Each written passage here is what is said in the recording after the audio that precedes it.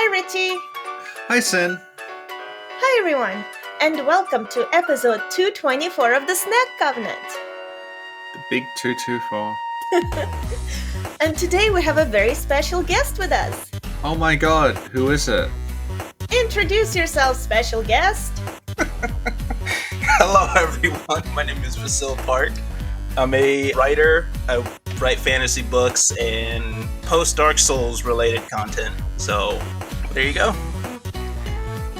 Welcome, Vasil. Richie, say welcome. Welcome, Vasil. Thank you. I'm glad to be here. So, Vasil, before we go on with the podcast, can you tell a little more about yourself? I mainly post on Wattpad.com. You can find me there. Angel Von or Vasil Park. The name of the book that I'm mainly working on right now is Mystical Awakening Online, and it's supposed to be like a mashup between like Sword Art Online, Dark Souls, Log Horizon, within that kind of like video game genre. It's supposed to be written from the perspective of someone, of the character he's coming into this new event, and he gets trapped there, and then they have to go through and figure out using like context clues from item descriptions and stuff like that to figure out how to get out of that event. So, like, player number 1, 2. Yes. Wait, you mean Ready Player One? Oh. Is that what you're saying?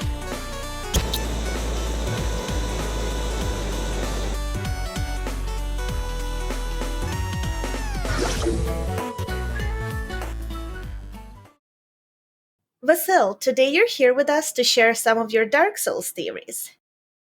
You gave us your notes. Here in your notes, you say that Velka might be the lost and accounted daughter of Chaos. Could you please elaborate on that? In the opening cinematic, we see 7 Daughters of Chaos. We know about the Fair Lady, we know Quelaag, Quelana, and then it's speculated that the 2 balls of light with the staffs next to the bed of chaos are the 2 more Daughters of Chaos. Then we have the unnamed one that is outside of the bed of chaos. And so I believe Velka is the missing one. She is known as a black-haired witch. And in Dark Souls 3, when you go to the statue of Velka, she is wearing the similar outfit that the other Daughters of Chaos is wearing. Velka's talisman specifically says that it's made from her hair. So it says, Velka's talisman, a medium for casting miracles of the gods. This black tuft of hair that serves as a talisman belongs to Velka, goddess of sin. It casts miracles not by drawing upon faith, but intelligence. So we know specifically that it's made out of her hair and that it's black. And the Witch's Lock in Dark Souls 3 specifically says that it's made from black hair. The talismans are made from the witch's hairs. Yeah. Awesome, thank you. You also point out in your note that Velka may have been inspired by certain goddesses. I believe that Velka may have been inspired either by Nemesis or Nox. Both of these goddesses are associated with the night, and in the painted world of Ariamis, it is a area that is constantly in night. It is in perpetual night. And there are crows or ravens in that area. And so both Nemesis and Nox are associated with crows. No, I don't want her to keep making. I'm getting sick of them. I'm fucking sick of doing. Oh, hi. So Vasil just mentioned the goddesses Nyx/Nox and also Nemesis, and Sin wants me to elaborate a bit on what they are. If you hear the episode unedited, you'll know that I did actually try to explain what they were at the time, but she's just not. People like the not. They like not. So this is another one of the fascinating Richie notes. So Nyx is the personification of night in ancient Greek myth, and she is associated, like Velka, with black-winged birds, not necessarily a crow, sometimes an owl, but the idea is that she is the personification of night, and the night is falling, and it's like the opening, spreading wings of a huge black bird. So if you see representations of Nyx, she tends to have a black bird with her, and also a dark shawl, as though the shawl is sort of the spreading darkness and the spreading night that she's covering everything with. Then we also have Nemesis, who is the goddess of retribution, who is sometimes also the daughter of Nyx, other times she's just the daughter of Zeus, and she is usually depicted winged like a bird. If you would like to know more about either, you can type their names into Wikipedia. Back to the podcast.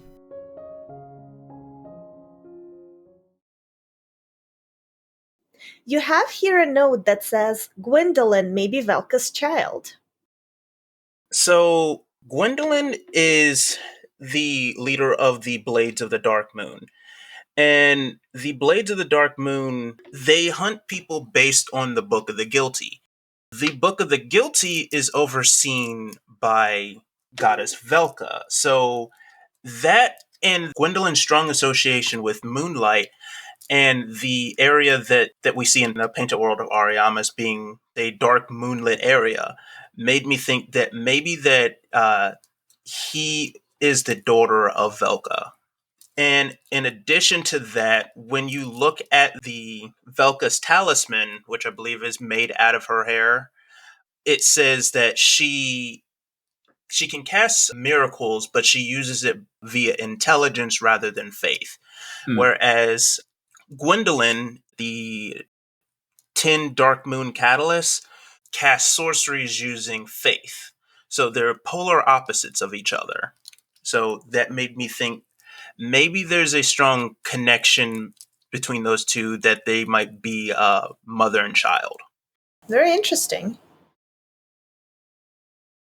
You also have a note here saying Gwyndolin may also be inspired by Nemesis.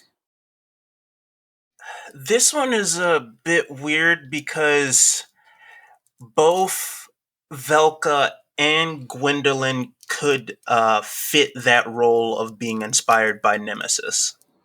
Mm-hmm.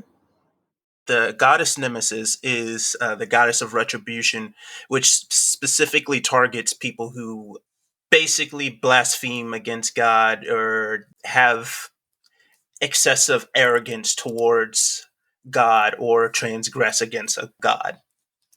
Nemesis is specifically associated with scales and sword.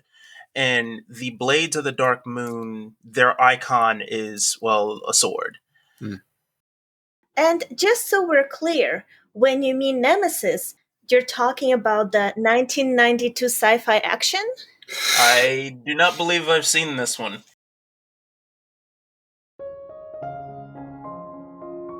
Hi, Richie here. Sin would like me to tell you all about a nemesis of a different kind, and that's the 1992 cyberpunk classic, Nemesis, starring Olivia Gruner. It's a bit like Blade Runner, and also a bit like RoboCop, but much, much cheaper. If you like the sound of Nemesis, then Nemesis and its 3 sequels, Nemesis 2 Nebula, Nemesis 3 Pray Harder, footnote Pray is spelt with an E, and Nemesis 4 Death Angel are all available on home media. The original Nemesis is also available on Blu-ray in an extended form, featuring scenes previously only seen in Japan and Germany, as well as an alternate ending. The version available on Amazon Prime also contains an alternate ending, described simply as featuring the endoskeleton. We now return to the podcast.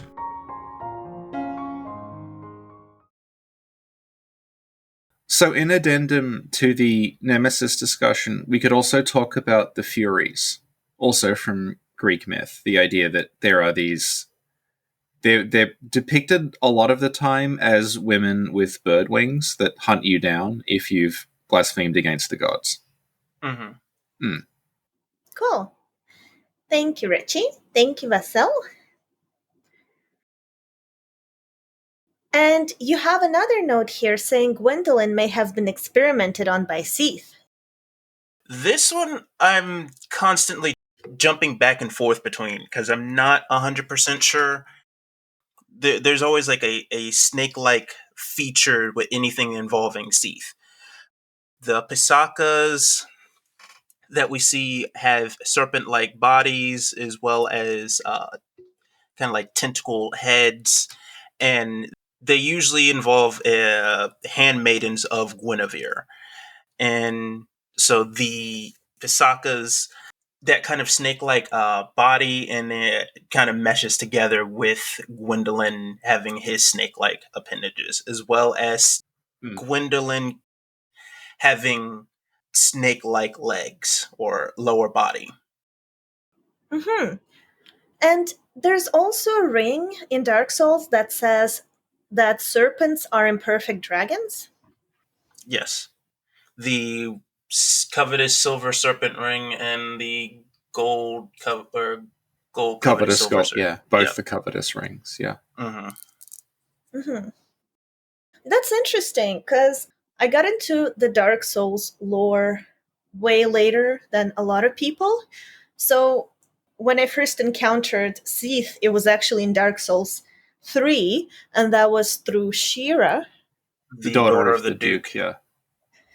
Exactly. So I kind of always assumed that Seathe could have children like every other character, and that Shira was his daughter.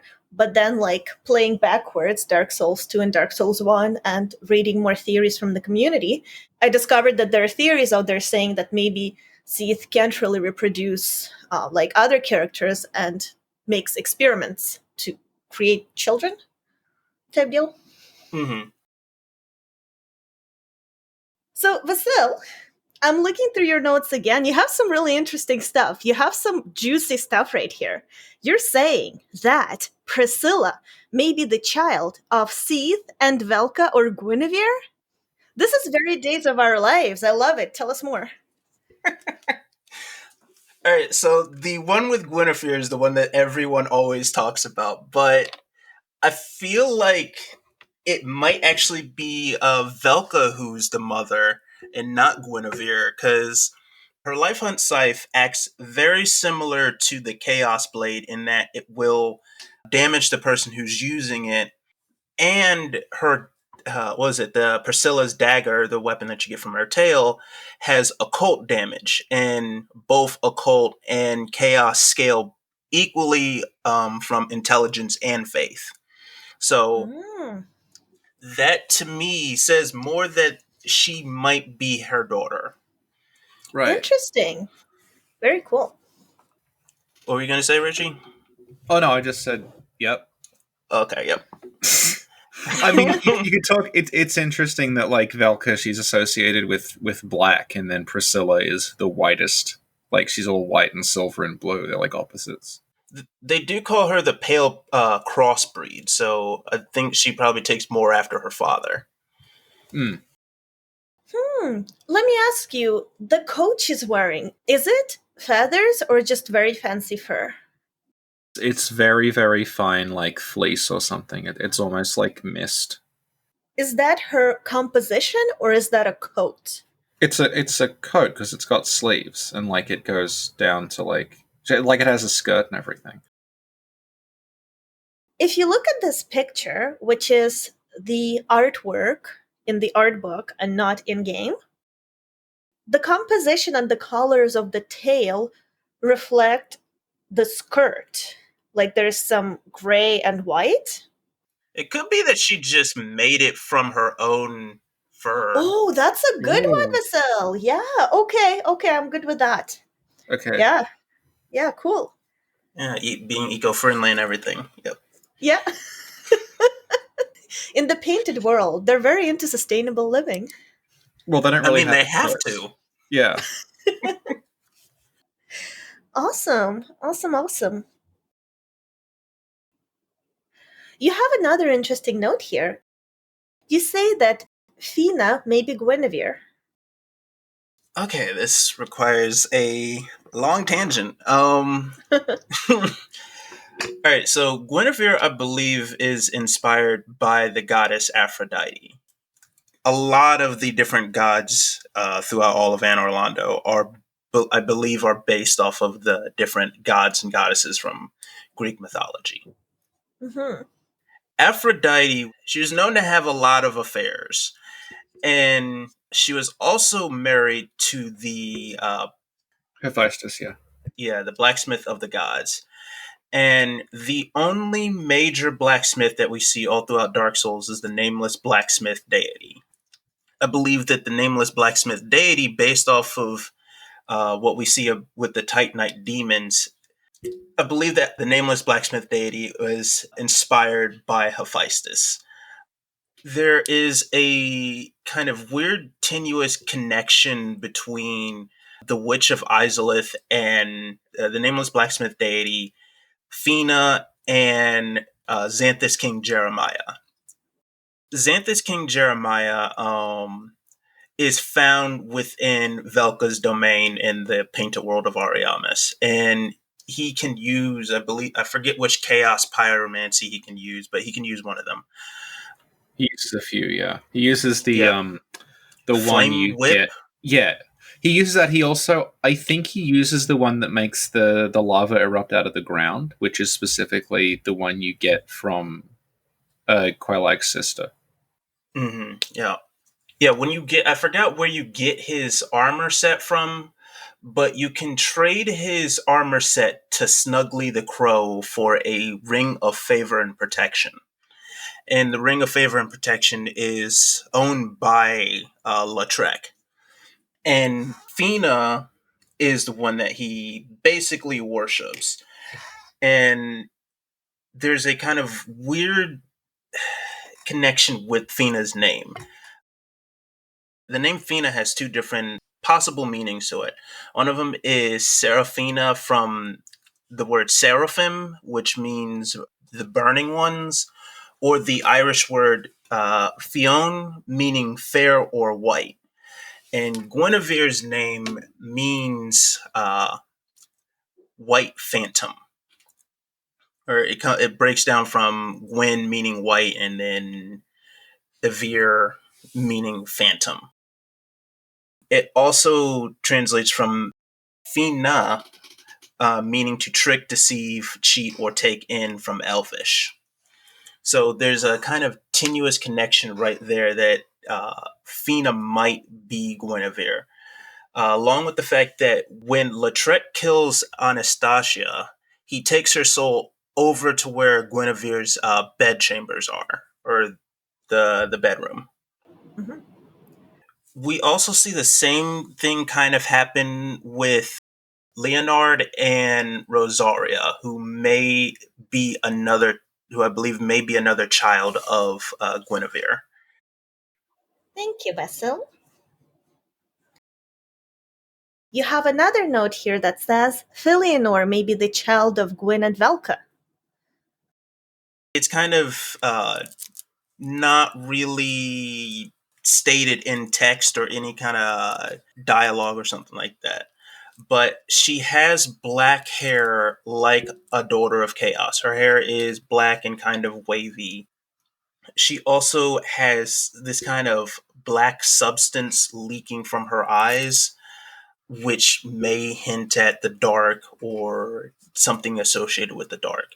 Her name, also in Elvish, could either mean sunbird or finch or small bird or sparrow. So the word Anor with sun, and then it could either be finch, small bird, or sparrow. Awesome, thank you. Yep, you're welcome. There's another note here that's really interesting. You're saying Gwyn, Nito, the Witch of Izalith, and Seathe may be inspired by the four horsemen of the apocalypse. Yes. How so? The order that they're introduced is it's out of order from the Bible, but there are four horsemen, and each one of them is associated with a specific color, and all four of these colors line up perfectly with the four horsemen. So you have the first one that's introduced in the opening cinematic is, I believe, Nito, First of the Dead. He lines up with the black horse of famine. The next one is the Witch of Izalith, who lines up with the red horse of war.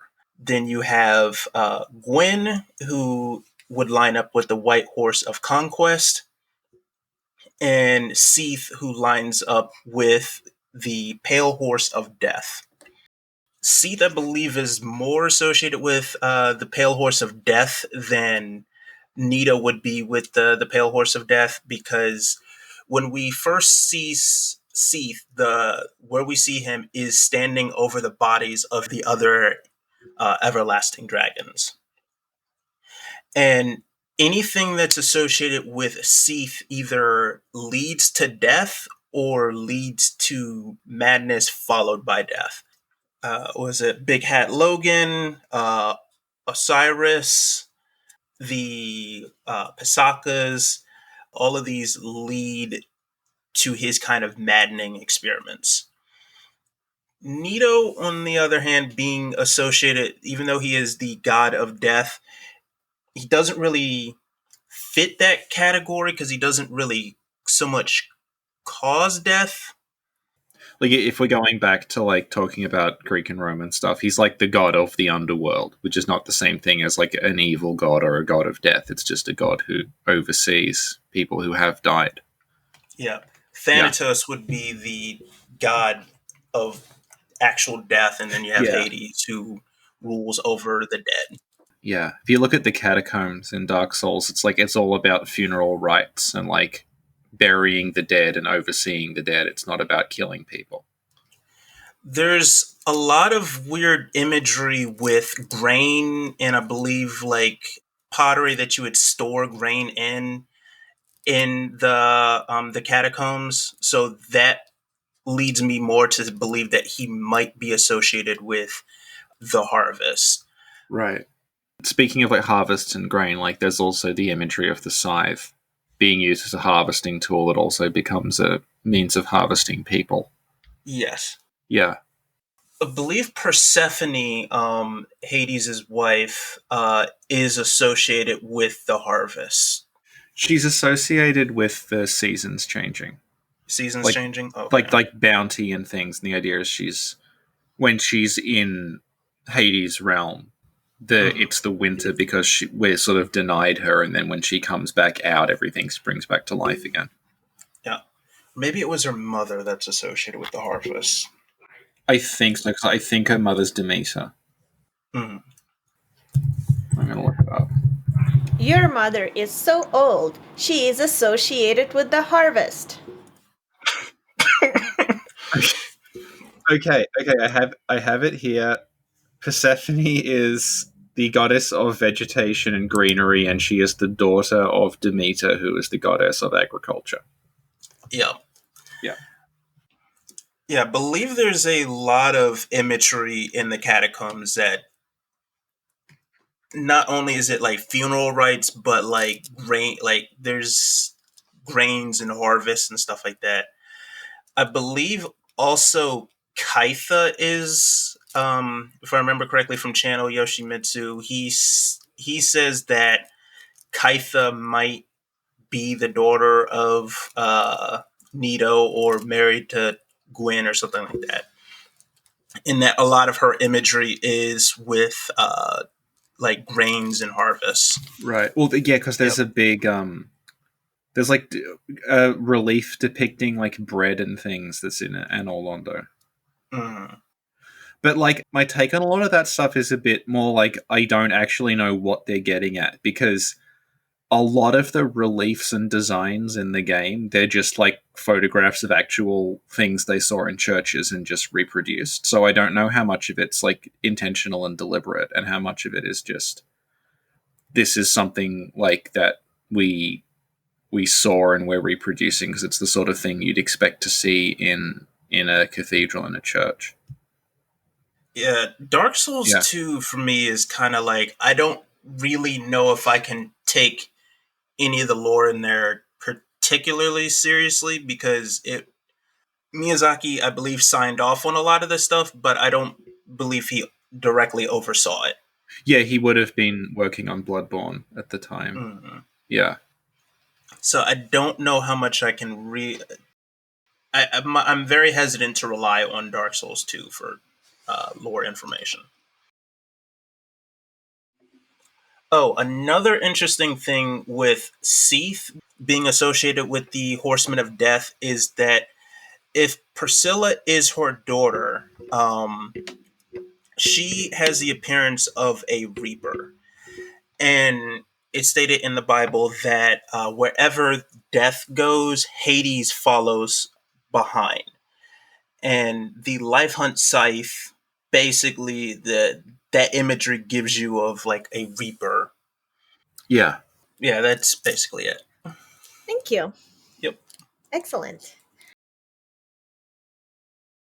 And here you have another note saying Beatrice may be Velka or a descendant of Velka. So I believe Velka is a descendant of Velka. Velka is a descendant of Velka? Stop the presses! Time is convoluted. Yeah, time is convoluted. So is my speech. So Beatrice is a descendant of Velka. So when you look at her catalyst, it says that it was passed down from like generation to generation, and that she is called a rogue witch, which there might be a mistranslation with Velka as a rogue deity, which is supposed to be translated as heretical deity. And the same thing applies with Beatrice. She should be a heretical deity. That and her close proximity to the dark makes me think that she might be her daughter. Sorry, I'm still with Velka is a descendant of Velka. Actually, Hollow will love that theory.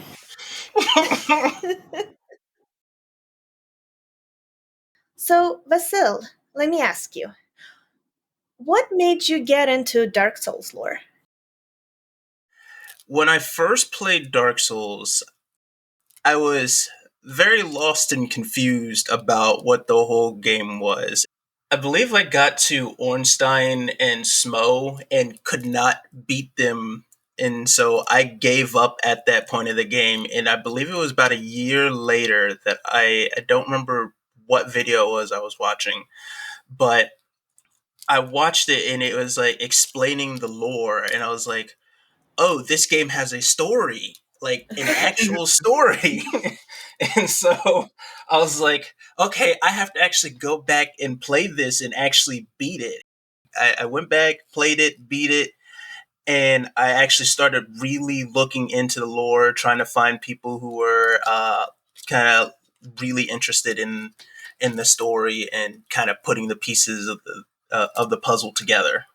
And that's really when I fell in love with the game. Oh, awesome. And the game is like, I'm sorry, I have a boyfriend. Yes. More like, I'm married, I have 3 children, go away. That was Vasil discussing his Dark Souls theories with us. Vasil, would you like to tell people where they can find you if they're interested, if you have any social media where they can read your books, things like that? So I have a WordPress page that I'm currently updating, so you can find me Mystical Awakening or the Mystical Archives online, WordPress.com. And then you can also find me on Wattpad, Angelvon, or search Vasil Park. My Twitter is MAO_108. And yeah, that's pretty much it. Thank you. Awesome. Yep. Thank you so much for coming on and sharing your theories. It was very, very enlightening. Yeah, thank you for having me. All right, thank you, Richie. Thank you, Sin. Thank you, Vasil. Yep, thank you. Thank you both of you for putting up with me. Aww. And thanks everyone for listening. And see y'all next time. Bye. Bye. Bye.